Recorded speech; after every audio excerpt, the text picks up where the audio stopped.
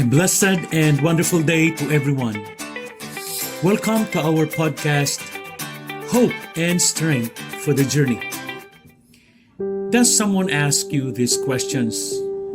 Magkano ka ba? At ano ang iyong halaga? How much is your cost? What's your worth?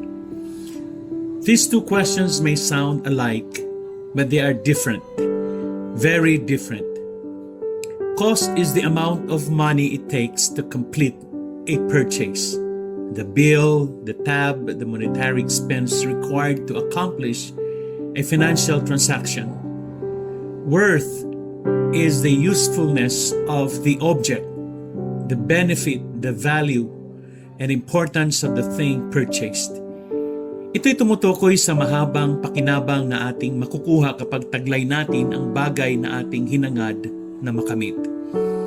Ang justification for paying a certain cost is usually determined on the basis of the personal worth that accompanies the purchase. Worth, when it does its job, it convinces us to buy it that either the cost is acceptable or we say, hindi namin ito bibilhin.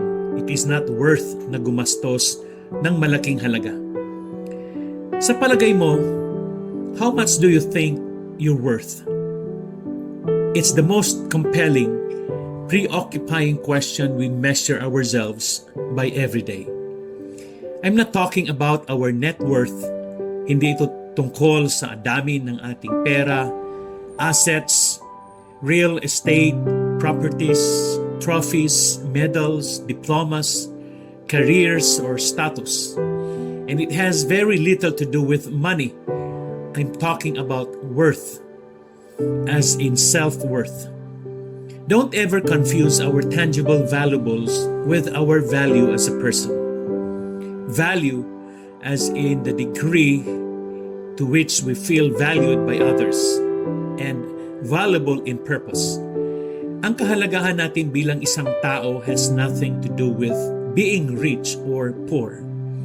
God says that you are accepted and that you are valuable.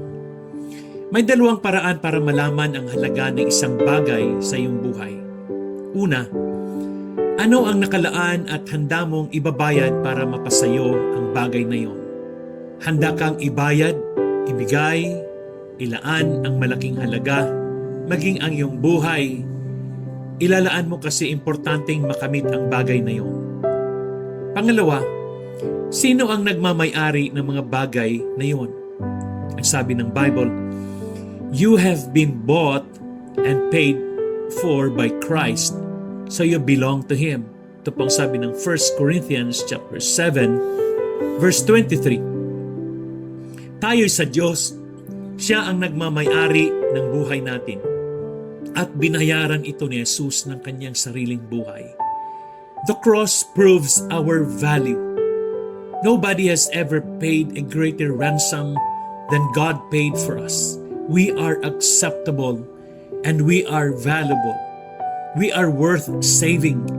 Why? Because God loves us.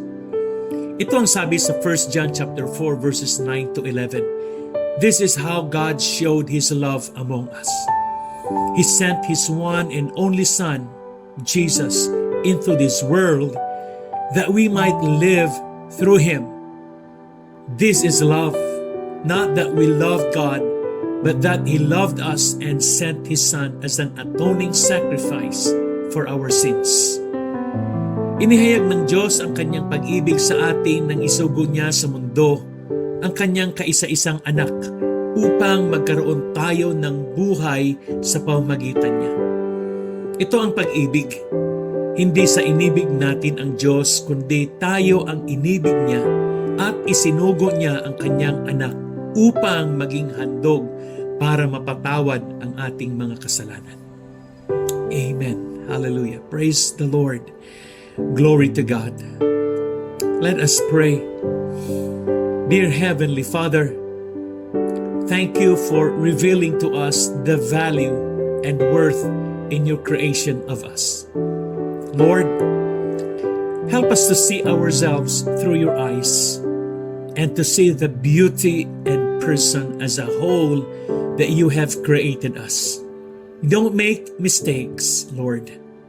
Help us to value ourselves over anything of this world, whether it be what others think or earthly possessions.